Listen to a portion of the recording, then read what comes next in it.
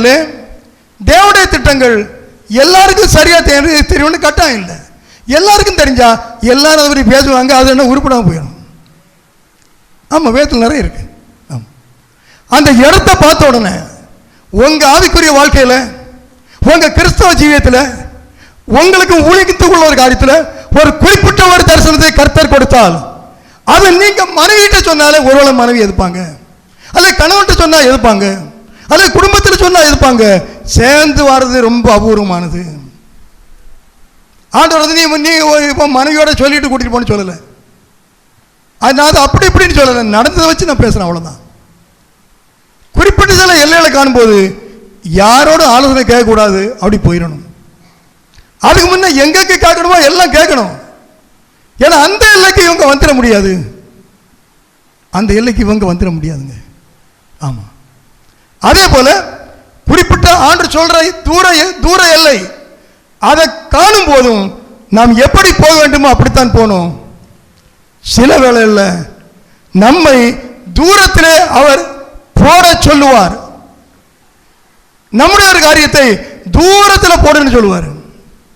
உன்னுடைய ஒரு தொடர்பு, உறவு, காரியம், நோக்கம், தரிசனம் எதுவாக இருந்தா அதை தூரத்தில் போடு. ஏன்னா இவங்க யாரும் ஒத்துக்க மாட்டாங்க, தூரத்தில் போடு. மோசேட்ட சொன்னார், தூரத்தில் போடு. இங்க இருந்தா எல்லா ஆட்களும் தான் ஒன்ன கூடி ஒன்ன குழப்பிடுவாங்க. தூரத்தில் போட்டீங்கன்னா நீ வரும் முன்னே நான் உன்னை கூப்பிடுவேன், உன்னை கூப்பிட்டு உன்னோட பேசுவேன், முகமுகமாக பேசுவேன். அது உபயோகம் கடைசியில் எழுதியிருக்கு. இப்படி தேவனோடு முகமுகமாய் பேசின ஒருவனும் அதுக்கு முன்னும் இல்லை, அதுக்கு பின்னும் இல்லை. அல்லேலூயா, அல்லேலூயா. இதெல்லாம் கேட்கும்போது அப்படி பேசணும்னு ஆசை தம்பிகளுக்கெல்லாம் வருமா? வராதில்ல, வரணுங்க. தம்பிமார்கள் பெரியவங்களுக்கு வரல. மோசே இப்போ 80 வயசுக்கு மேலே, 80 மேலே அவங்களுக்கே அந்த ஆசை வருது. பார்த்தீங்களா, சாதிச்சுட்டாங்கல்ல அவங்கெல்லாம். நமக்கு ஆண்டவர் இல்லைன்னு சொல்ல போறாரா? ஏன் ஒரு வைராக்கியம் வரக்கூடாது? ஏதோ சில ட்ரெஸ்ஸை மாற்றணும், முடிய வெட்டணும், அதை போடணும், இதை போடணும், சிலதை கிழிச்சு விடணும், இப்படியெல்லாம் வருது ஐயா ஆசை. ஏன் இப்படிப்பட்ட ஆசைகள் வரக்கூடாது? மோசையோடு தேவனோடு முகமுகமாய் பேசின மோசே. அல்லேலூயா, அல்லேலூயா. ஆமா, முகமுகமா. அதற்கு என்ன செய்தார் தெரியுமா? தூரத்தில் போயிட்டாருங்க. தூரத்தில் போனா மனை விட மாட்டார். சில வேலை தூரத்தில் போனா சில பிள்ளைகள் விட மாட்டாங்க. தூரத்தில் போனா சில சொந்த வந்தம் விடாது. என்ன உண்மையை சொல்றேன், தூரத்தில் போனா சில ஊர் விடாதுங்க, ஊர் விடாது. நான் சொல்லி சரியா புரியுதா உங்களுக்கு? புரியுதா புரியலையா? ஆமா, விட மாட்டாங்க. தூரத்தில் அந்த இடத்தை கண்டான், அந்த கட்டைகளை அவன் மீது வைத்தான். இருவரும் சென்றார்கள்.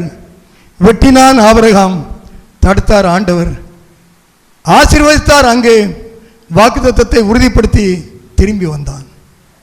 ஒன்று கவனிச்சிருங்க, நீங்கள் வாக்குத்தத்தங்களை பெற்றுக்கொண்டது உண்மை, நல்ல கவனிங்க. ஆனால் அந்த வாக்குத்தத்தங்கள் உங்கள் வாழ்க்கையிலே உறுதிப்பட வேண்டும் என்று ஒரு இடம் இருக்கிறது. நம்ம என்ன செய்யறோம்?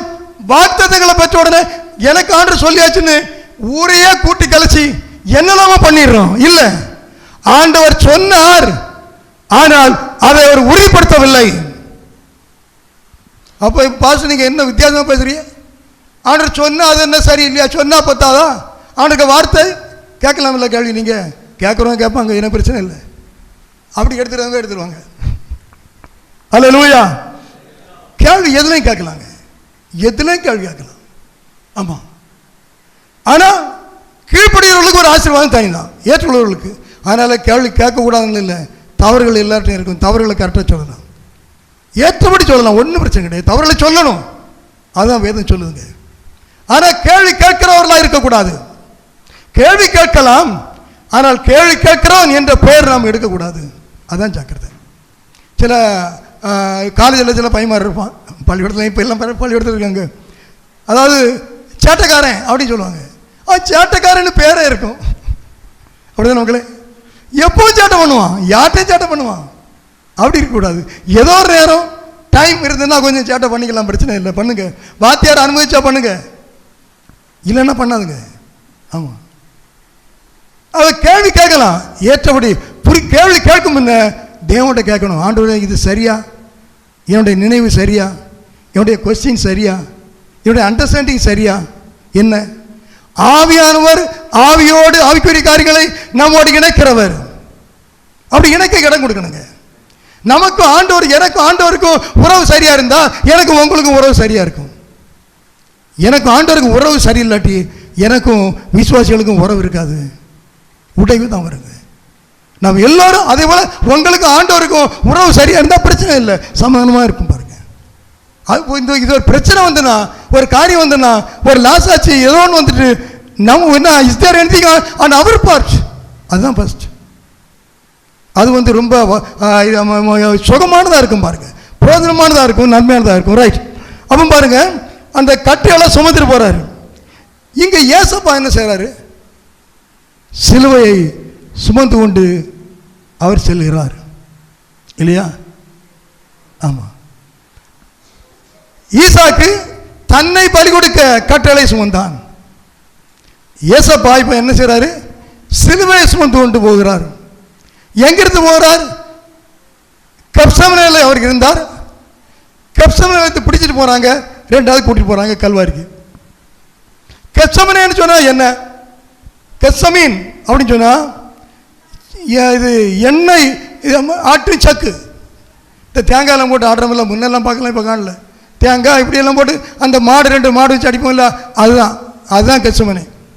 எப்படி அந்த தேங்காயெல்லாம் அந்த செக்கில் அப்படி, அது காலையில் என்ன எவ்வளோ நேரம் ஆட்டுமோ தெரியாது, ஆட்டிக்கிட்டே இருக்கும். அந்த தேங்காய் என்ன ரூபாகுது, எப்படி இருந்தது, என்ன ரூபாச்சு, அதுக்குள்ள எண்ணெய் எவ்வளோ இருந்து அந்த சத்தெல்லாம் போயிட்டு பார்த்தீங்களா?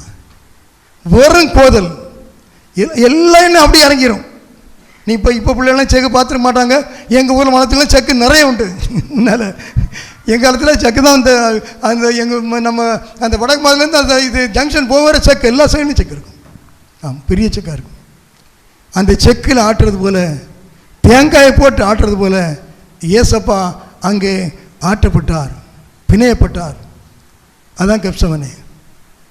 ஆகையினால்தான் சொன்னார், பிதாவே இந்த பாத்திரம் என்னை விட்டு நீங்க கொடுமானால் நீங்க போட்டும்பா. ஏசப்பாடி சொல்லி இருப்பாரா?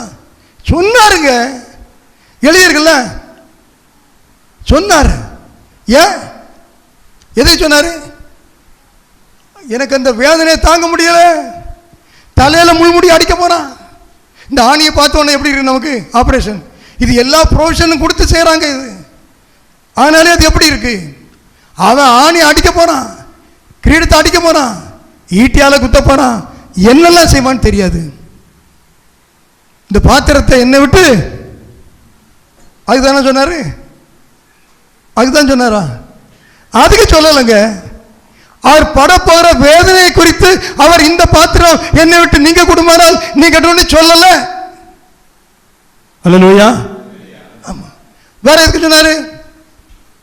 உலகத்தின் அத்தனை பாவங்களும் அவர் மீது சுமந்தது, அதுதான் பாத்திரம். பிதா கொடுத்த பாத்திரத்தில் நான் பானம் பண்ணாமல் இருப்பேனோ? பிதா கொடுத்த பாத்திரம் அதுதாங்க. ஆதாம் செய்த பாவம் இப்ப கோடி கோடி கோடியாய் கூடி கொள்ளாததாய் அது மாறிவிட்டது. மனுக்குலத்துக்கு வேற விமோசனம் இல்லை. இது நீ தான் இதை செய்து முடிக்கணும், உன்னால்தான் முடியும்.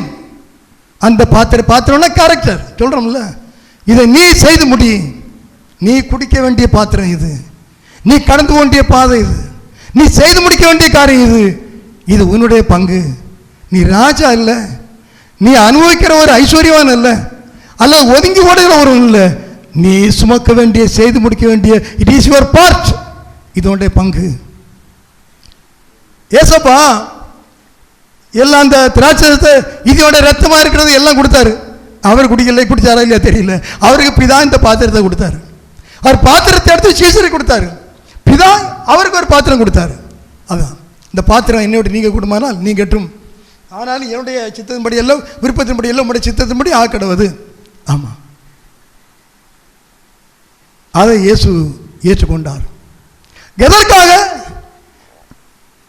மனுக்குலத்தின் பாவமெல்லாம் அவர் மேலே சுமத்தார். வேற எங்கேயும் வைக்க முடியாது. அதை அவர் சுமந்த போது தான் வெயிட் எப்படி இருக்கும்? அக்கிரமக்காரன் ஒரு ஆள், நம்ம சும்மா இருக்கிற ஆளை நீ ஒரு போய் சொன்னா நீங்கள் விட்டுருவீங்களா? யாரில் போய் சொன்னா பார்த்து பேசு இல்லையா? நியாயம் தானே அது. இருக்கட்டும், நியாயம் இருக்கட்டும். இல்லாத சொல்லாத, கோவம் வந்துடும். அவர் மேலே எல்லாமே சொன்னாங்க.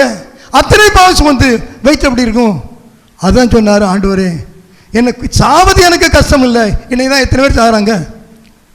ஆனால் இந்த பாத்திரம் எனக்கு வேண்டாம், இந்த பாத்திரம் எனக்கு வேண்டாம். ஆண்டவர் சம்மதிக்கலை.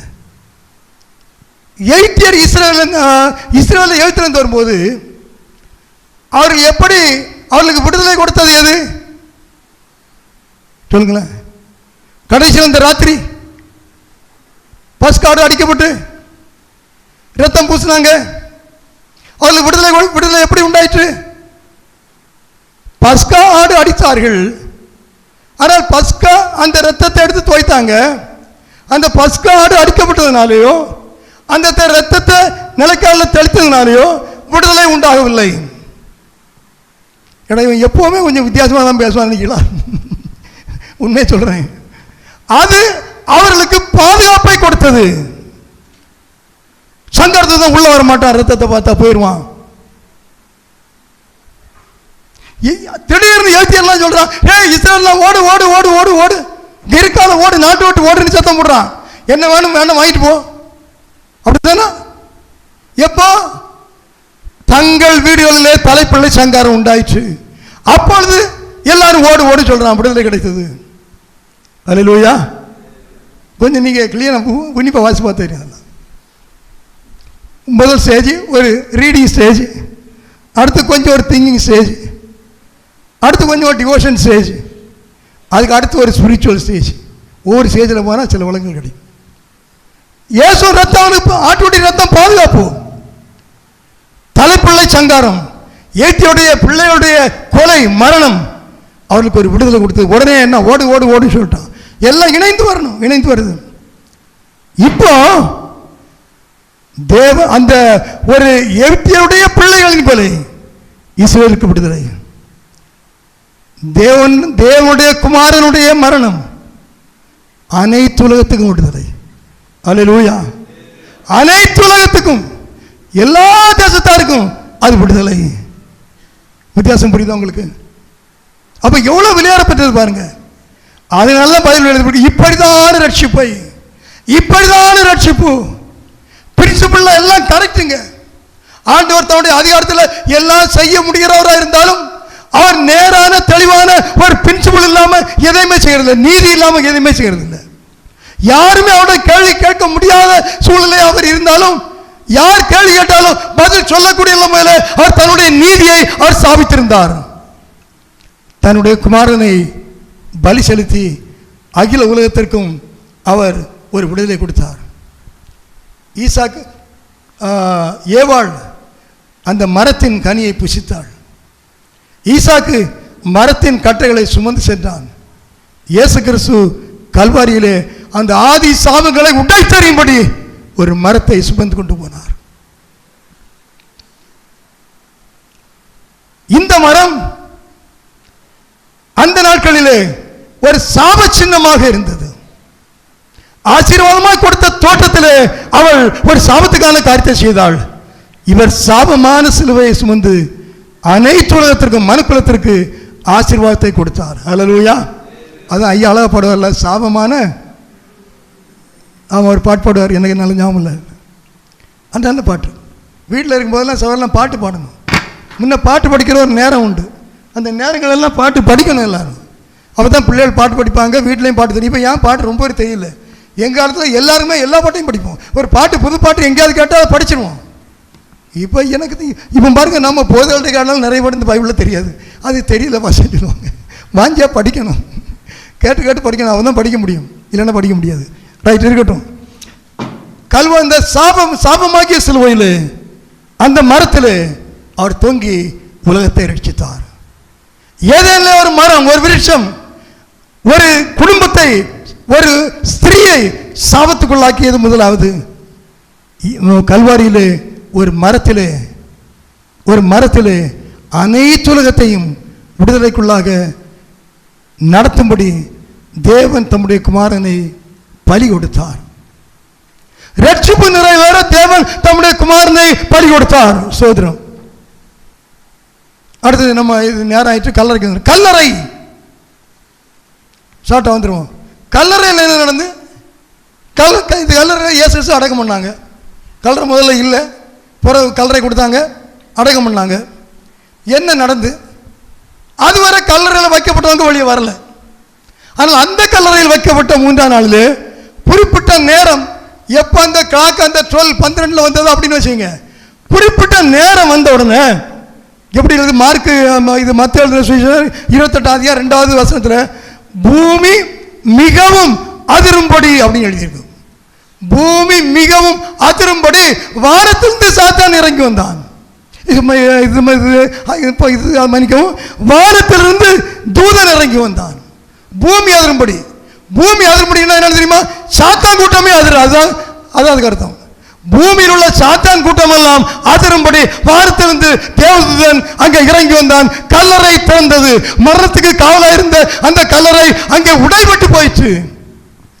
அல்லேலூயா, அல்லேலூயா. சாத்தானுக்கும் மரணத்துக்கும் கொலை செய்யத்தான், ஒருவனை கொல்லத்தான் அதிகாரம் உண்டே தவிர உயிர்ப்பிக்க அதிகாரம் இல்லை. ஆனால் நமக்காய் மரித்த இயேசுவுக்கு எந்த மனிதனையும் கொல்ல அல்ல, மரித்த மனிதனை உயிர்ப்பிக்கும் அதிகாரத்தை இயேசு எடுத்துக்கொண்டார். அல்லேலூயா. ஆவியிலே மரித்தவர்களை, ஆத்மாவிலே மரித்தவர்களை, சுவாபங்களிலே மரித்தவர்களை, எந்த விதத்திலே மரித்தவர்களை, சரீரத்திலே மரித்தவர்களை உயிர்ப்பிக்கிற அந்த அதிகாரம் உள்ள வல்லமையை இயேசு எடுத்துக்கொண்டார். யாரும் கேட்க முடியாதுங்க, யாருமே கேட்க முடியாது. ஏன் இப்படி அப்படின்னு யாருமே செய்ய முடியாது. ஆதியில ஏதேலிருந்து வெளிப்பட்ட போது முதல் நடந்தது என்ன? சாத்தான் முதல்ல திருடினா 2 பேர். ஆதாம் எவ்வளவு திருடிட்டான்? யோவான் 10:10 ஒரு வசனம் தெரியுமா? திருடன் திருடவும் கொல்லவும் அழிக்க வருகிறான் வேண்டுக்கு வரான். அவன் முதல்ல திருடினான். கர்த்தருடைய பிள்ளைகள இருந்த ஆதாம் எவ்வளவு திருடிட்டான். அடுத்து என்ன பண்ணான்? காயினை வச்சு ஆபேல கொன்னான். அடுத்து எல்லாமே உலகத்தை அழிச்சான். நோவா காலத்தில் திருடவும் கொல்லவும் அழிக்க வர வேண்டுக்கு வரான். அன்றைக்கும் இன்றைக்கும் அதுதான் வேலை. ஜாக்கிரதையாக இருக்க வேண்டியது நாம தான். நம்ம ஜாக்கிரதையாக இருந்தால் அவர்களுக்கு தப்பிக்கொள்ளலாம். சோதரம். ஆகவே எந்த மனிதனும் உயிர்ப்பிக்க முடியாது. அவர் தானாகவே அவர் உயிரோடு இயேசு எழுந்தார். கல்லறை. அல்லேலூயா. உலகத்துக்கு கல்லறை அது ஒரு முடிவு. ஆனால் நமக்கு கல்லறை அனுபவம் அது ஒரு புதிய ஜீவனின் ஒரு ஆரம்பம். அல்லேலூயா. கனி, கல்வாரி, கல்லறை. கல்லறையில் ஆண்டவர் என்ன செய்தார்? கொலோசையர் அழகாக எழுதப்பட்டிருக்கும்.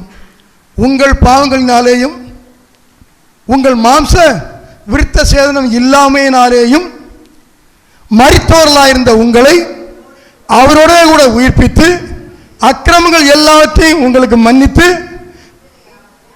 நமக்கு எதிராகவும் நமக்கு விரோதம் இருந்த கையெழுத்தை குலைத்து அதை நடுவில் இராதபடி எடுத்து சிலுவையின் மேல் ஆணி அடித்து வெளியரங்கமான கோலமாக்கி துரைத்தனங்களையும் அதிகாரங்களையும் உரிந்து கொண்டு வெளியரங்கமான கோலமாக்கி எல்லாருக்கும் ரட்சிப்பு எல்லாருக்கும் வெளியரங்கமான கோலமாக்கி இவ்விதமாய் சிலுவையிலே வெற்றி சிறந்தார். அல்லேலூயா. அவர் சிலுவையிலே சாகவில்லை. அவர் சிலுவையிலே சாத்தானை ஜெயித்தார். அவர் சிலுவையிலே மரிக்கவில்லை. அவர் சிலுவையிலே ஜெயித்தார். பரலோகம் களி கூர்ந்தது. அவர் இப்படி ஜெயித்து அவர் என்ன ஒரு அந்த நாள் சொல்லப்பட்ட அந்த வெள்ளிக்கிழமை, அது என்ன சரித்திரம் சரிதான். வெள்ளிக்கிழமை தான். வெள்ளிக்கிழமை எவ்வளோ சங்கடப்பட்டிருப்பாங்க. மாரியாமா அவங்க என்ன இது அவங்க அந்த இது இயேசுவோட பிள்ளைகள்லாம் அந்த ஒரு துக்கமான ஒரு வெள்ளிக்கிழமை. அதை நம்ம இன்னைக்கு துக்கம்னு சொல்கிறோம். ஆண்டவர் ஒரு ஆசீர்வாதமான ஜீவனான ஒரு வெள்ளிக்கிழமையாய் அவர் மாற்றி தந்தார். அல்லேலூயா, அல்லேலூயா. கனி, கல்வாரி, கல்லறை. கல்லறைக்கு உள்ளே இருக்கிறோமா? இன்னைக்கு கேள்வி. கல்லறைக்கு உள்ளே இருக்கிறோமா? நான் வெளியே வந்திருக்கிறோமா? பாவங்களுக்கு உட்பட்டு இருந்தா இன்னும் கல்லறைக்கு உட்பட்டு இருக்கிறோம். நீங்களே அசஸ் பண்ணீங்க. இவைகளை கேளாட்டா இது பிரசங்கம் இல்லை, கதை. அல்லேலூயா. தாவீது மேலே போயாச்சு, ஆபிரகாம் போயாச்சு, பவுல் போயாச்சு, எல்லாரும் போயாச்சு. அதையே பேசிட்டு இருந்தா காரியம் இல்லை. நாம் எங்கே போகணும்? அதுதான் காரியம். நாம் இன்னும் கல்லறைக்குள்ள இருக்கிறோமா, இல்லை வெளியே நாம் வந்துட்டோமா? அல்லேலூயா. சரி, அவர் வெளியே வந்த பிறகு இயேசு ஒரு கட்டளை கொடுத்தார். ஏதேனிலே ஒரு கட்டளை கொடுத்தார், அதை மீறிட்டாங்க. வெளியே வந்த போது இன்னொரு கட்டளை கொடுத்தார். அது என்னது? நீங்கள் புறப்பட்டு போய் சகல ஜாதிகளையும் சீசராக்கி, உலகத்தின் கடை பிரிந்தோம் சகல ஜாதிகளை சீசராக்கி, பிதா குமாரன் பரிசுத்தாவியின் நாமத்தாலே அவர்களுக்கு ஞானஸ்நானம் கொடுத்து, நான் உங்களுக்கு கற்பித்த யாவைகளையும் அவர்கள் கை கொள்ளும்படி அவர்களுக்கு நீங்க செய்றீங்களா? நாம என்ன செய்யிட்டு இருக்கோம்? ரொம்ப சுலவாக தான் கேட்குறேன், முன்னெல்லாம் வேகமாக கேட்பேன். நம்ம என்ன செய்கிறோம் யோசிச்சு பாருங்க. ஏவாள் கட்டளை மீறிட்டான், ஆதாம் மீறிட்டான் அப்படின்னு சொல்றான். இந்த கட்டளை இதை நீ மீறுகிறாயா? இல்லை, அதற்கு உன்னை ஒப்பு கொடுத்திருக்கிறாயா? நீ பதில் சொல்லித்தாங்க ஆகணும், பதில் சொல்லித்தான் ஆகணும். எத்தனையோ பேருடைய கட்டளை நீங்க காத்து நடக்கிறீங்க. ஆனால் உயிர் தெழுந்த ஆதாம் ஏவாளுக்கு கொடுக்கப்பட்ட கட்டளை அவர்கள் மீறின அந்த பாவத்தை முறிக்க, அந்த விஷயத்தை அழிக்க இயேசு தான் சம்பாதித்த ஒரு ஜீவனை கொடுத்து நமக்கு ஒரு கட்டளை கொடுத்திருக்கிறார். கட்டளை இல்லாமல் கிறிஸ்தவ வாழ்க்கை இல்லை, கீழ்ப்படிதல் இல்லாமல் கிறிஸ்தவ வாழ்க்கை இல்லை.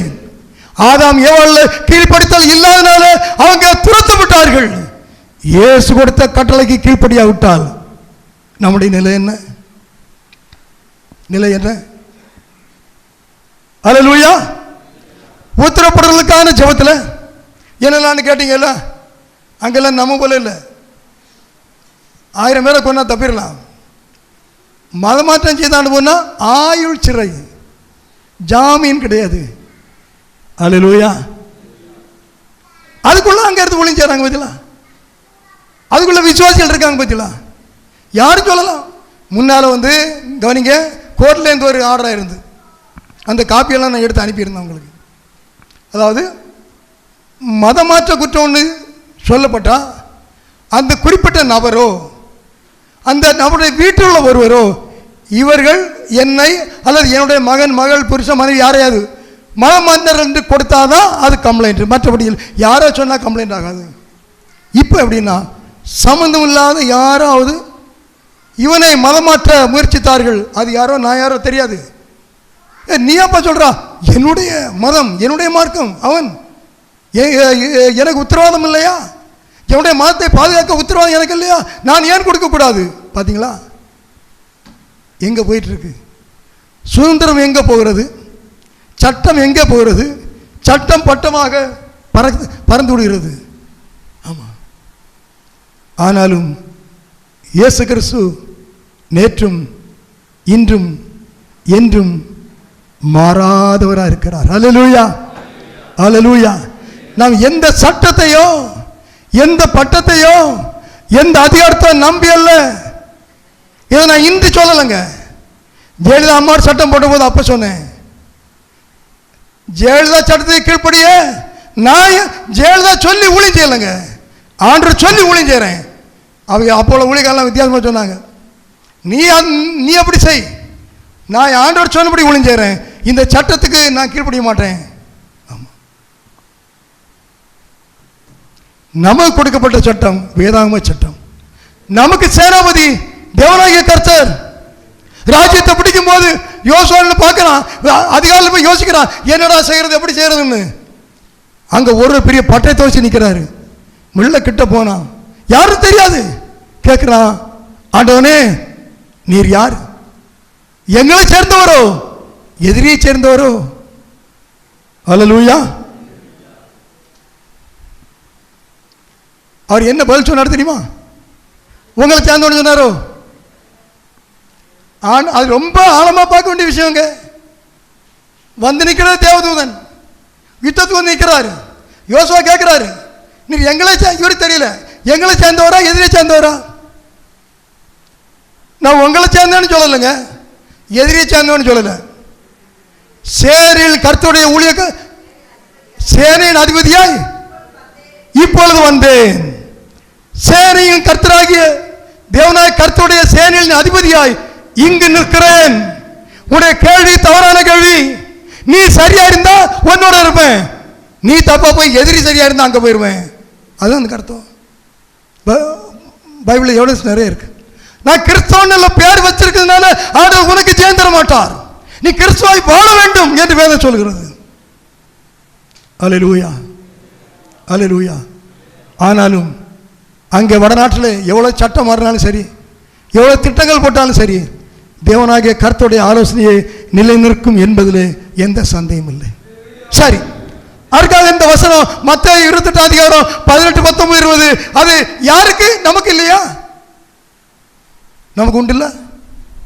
எல்லா இடம் போங்கன்னு நம்ம எங்காவது போறோமா? ஏதாவது செய்யறோமா? ஆவியானவர் நம்மோடு நமக்கு கொடுத்த கடமைகளை நாம் செய்ய, தேவன் கொடுத்த உத்தரவாதத்தை நிறைவேற்ற நமக்கு உதவிச்சுவாராக. ஆதாம் ஏவாள் ஆண்டவர் எவ்வளவு அன்பு இருந்தாரு. கீழ்ப்படிதல், அந்த அன்பை கீழ்ப்படிதல் இல்லைன்னா அன்பு முறிந்து போங்க. அது முறிஞ்சு போச்சு. ஆண்டவர் அன்புள்ளவர், ஆனால் நீதி உள்ளவர். கீழ்ப்படிதல் இல்லாத போது துரத்தப்பட்டான். நமக்கு கீழ்ப்படிதல் இருக்கிறதா? Christian life is a practical life. It is not in theory. தத்துவத்தில் இல்லைங்க, நடைமுறை வாழ்க்கை தான் கிறிஸ்துவ வாழ்க்கை. Are we love Jesus? Are we obey his commandments? அவருடைய இயேசுவுக்கு கீழ்ப்படிகிறோமா? அவருடைய கட்டளை கீழ்ப்படிகிறோமா? எப்படி சொல்லுகிறோம்? சமுதாயமாய் மாறிப்போன, சாக்கடையாய் மாறிப்போன இன்றைய கிறிஸ்தவத்தில் ஒரு அங்கமாக இருக்க விரும்புகிறோமா? இல்லை. இயேசு கிறிஸ்துவுடைய ரத்தம் உருவாக்கிற பரிசுத்த சபையில அங்கமா இருக்க நாம் விரும்புவோம், அங்கமா இருப்போம். நாம் வாழ்கிறோமா தாழ்கிறோமா என்பதை உலகத்தார் அல்ல, பரலோகம் தீர்மானிக்கும். இது இன்னைக்குள்ள கிறிஸ்துவனுக்கு தெரியல. நான் வாழ்கிறேனா, வளர்கிறேனா, வீழ்கிறேனா, தாழ்கிறேனா என்பதை நிர்ணயிக்க வேண்டியது உலகத்தான் அல்ல, பரலோகம்.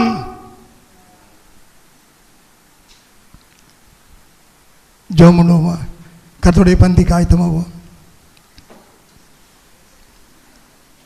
அன்பின் தகப்பனே, உம்மை துதிக்கிறோம். உம்முடைய சித்தம் எங்களுடைய வாழ்க்கையில் நிறைவேற வேண்டும் என்று ஜெபிக்கிறோம். உங்களுடைய ஆவிக்குரிய சமாதானம், ஆவிக்குரிய செயல்பாடுகளும் எங்களை நிறைவேற்றும் என்று ஒப்புக் கொடுக்கிறோம். என்ன நோக்கத்தோடு இந்த வசங்களை தந்தீங்களோ, வார்த்தைகளை தந்தீங்களோ, அது எங்களில் செயல்படட்டும் என்று எங்களை ஒப்புக் கொடுக்கிறோம். சத்துடைய சேனை அழிக்கப்படட்டும், தேவனுடைய சேனை எழும்பட்டும், ஊழியங்கள் வளரட்டும், அறியாத தேசங்களுமே அறியட்டும். நீங்கள் செல்ல சொன்னீங்க, நாங்கள் சொல்லக்கூட மனம் இல்லாமல் இருக்கிறோமே. எல்லா இடங்களிலும் செல்ல சொன்னீங்க, சொல்ல சொன்னீங்க, நாங்கள் செல்லவும் இல்லை சொல்லவும் இல்லை. ஒன்றும் புரியல. உண்மை யாரும் துக்கப்படுத்தாதபடி நீர் விரும்புகிறதை நாங்கள் செய்கிறவர்களாய் நாங்கள் காணப்பட ஆவியானவர் எங்களை உதவி செய்ய பிடிச்சி வைக்கிறேன். எங்களுக்கான சொந்த குடும்ப தேவைகளில் நாங்கள் எவ்வளவு வைராக்கியம் காட்டுகிறோம். உம்முடைய ராஜ்யத்தின் பணிகளிலே நாங்கள் வைராக்கியம் காட்ட எங்களை அர்ப்பணிக்கிறோம் ஆண்டவரே. நாங்கள் எவ்வளவு எங்களை பாதுகாத்தாலும் நீர் நிமித்த நாளுக்கு அந்த மணி நேரத்துக்கு ஒரு நிமிஷம் கூட நாங்கள் வாழ முடியாதுப்பா. we cannot retain anything. இந்த உலகத்தில் எதையுமே நாங்கள் பாதுகாத்து வைக்க முடியாது. நாங்களே எங்களுடையவர்கள் அல்ல, இந்த உலகத்தில் உம்முடையவர்களாக வாழ எங்களுக்கு பலன் தரும்படி செபிக்கிறேன். உம்முடைய பரிசுத்த திட்டமும் சித்தமும் தீர்மானமும் எங்கள் சபையின் ஒவ்வொரு அங்கத்திலும் எங்களுடைய வாழ்க்கையில் ஆண்டவரே நிறைவேற்றும்படி செபிக்கிறேன். வட மாநில ஊழியங்களுக்காக செபிக்கிறேன், இங்குள்ள ஊழியங்களுக்காக செபிக்கிறேன், கிறிஸ்தவ சபைகளுக்காக செபிக்கிறேன், உத்தம கிறிஸ்தவர்களுக்காக செபிக்கிறேன். அவருடைய வழி உலகளாவிய கிறிஸ்தவர்களுக்காக ஜெபிக்கிறேன். உம்முடைய பரிசுத்தக்காரன் கூட இருப்பதாக. அவருடைய வருத்தப்படுகிறவர்கள், பாரப்படுகிறவர்கள், பலவீனம், இன்னும் வித்தியாசமான சூழல் இருக்கிற எல்லாருக்காக ஜெபிக்கிறேன். ஆண்டவரே உம்முடைய இரக்கங்கள் உண்டாகட்டும். ஸ்தோத்திரம், ஸ்தோத்திரம். மாலை கூட்டத்தில் ஆண்டவரே அருமையான அடியானை கொண்டு வருவதற்காக நன்றி செலுத்துகிறேன். உம்முடைய சித்தம் அதன் மூலம் செய்யப்படும்படி ஜெபிக்கிறேன். நாங்கள் மாத்திரமல்ல, இன்னும் அனைவர் வந்து கலந்து கொள்ள கிருபைதாங்க. எல்லா கனமையும் செலுத்துகிறோம். இயேசு கிறிஸ்துவின் கேட்கிறோம் நல்ல பிதாவே, ஆமென்.